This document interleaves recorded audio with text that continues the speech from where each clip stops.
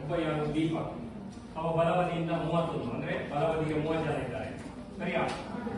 ಅಮಿತ್ 11ನೇವ ಅಂದ್ರೆ ಆಚೆ 10 ಜನ ಇದ್ದಾರೆ. ಅರ್ಥ ಆಯ್ತು?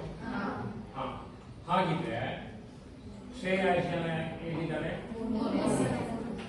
ಈಗ ಅವರೆಂತ ಕೇಳಿದ್ರಿ? ಒಟ್ಟು 40 ಜನ ಇರುವುದು, 31ನೇವರು. ಶ್ರೇಯಾಳು ಅಮಿತನ ಬಲಕ್ಕೆ 3ನೇವಳಾದರೆ ದೀಪಕ್ಕಿಂತ ಎಷ್ಟು ಸ್ಥಾನ ಅಂತರದಲ್ಲಿರುವುದು ಅಂತ ಹೇಳುದು. 18, 15, 4, 2 ಸ್ಥಾನ ಅಂತ ಉಂಟು. ಕೇಳಿ ಹೇಗೆ ಲೆಕ್ಕ ಮಾಡಬೇಕ? ಸರಿ ಕೇಳಿ, ಲೆಕ್ಕ ಮಾಡಿದ್ರೆ ನೋಡಿ, ಈಚೆಗೆ ಎಷ್ಟು ಜನ? 30 ಜನ. ಸರಿಯಾ? ಈಚೆಗೆ ಎಷ್ಟು ಜನ? 40 ಜನ ಆಯ್ತಲ್ಲ.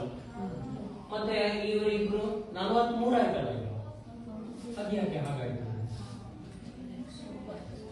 ಕ್ವಶನ್ ಬರಲ್ಲ ನಮಗೆ, ಡೌಟೇ ಕ್ವಶನ್ ನಮಗೆ. ಹೇಳಿ. ಈಗ ನಾನು ಹೇಳ್ತಾ ಹೇಳಿ ಹೇಳ. ಇಲ್ಲಿ ದೀಪಕ್ ಆಚೆಯಿಂದ ಎಷ್ಟು? ಎಷ್ಟು? ಅಲ್ಲ, 31ನೇ ಆಚೆ 30. ಕರೆಕ್ಟ್. ಈಚೆಯಿಂದ ಎಷ್ಟು? ಯಾರು? ಅಮಿತ. ಈಚೆಯಿಂದ ಎಷ್ಟು? 11 ಅಂದ್ರೆ ಅಮಿತ ಇಲ್ಲೆಲ್ಲೋ ಇರಬೇಕು. ಆಯ್ತು, ಗೊತ್ತಾಯ್ತು ಯಾಕೆಂದ್ರೆ ನೋಡಿ, ಈಚೆಯಿಂದ 30 ಇದೆ ಹೌದಾ? ಈಚೆ 31, 32, 33, 34, 35, 36, 37, 38, 39, 40. ಆಯ್ತಾ? ಒಟ್ಟು ಜನ ಇರುವುದೇ 40. ಒಟ್ಟು ಜನ ಇರುವುದೇ 40. ಹಾಗಾಗಿ ಇದು 30. ಈಗ ಅಮಿತ ಎಷ್ಟೇ ಹೊಡುತ್ತೆ?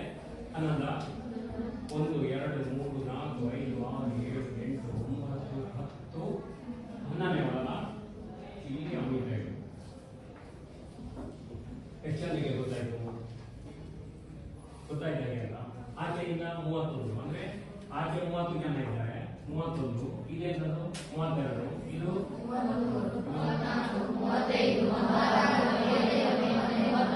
ಜನ ಆಯ್ತಲ್ಲ. ಇದು 40 ಅಂತೆ.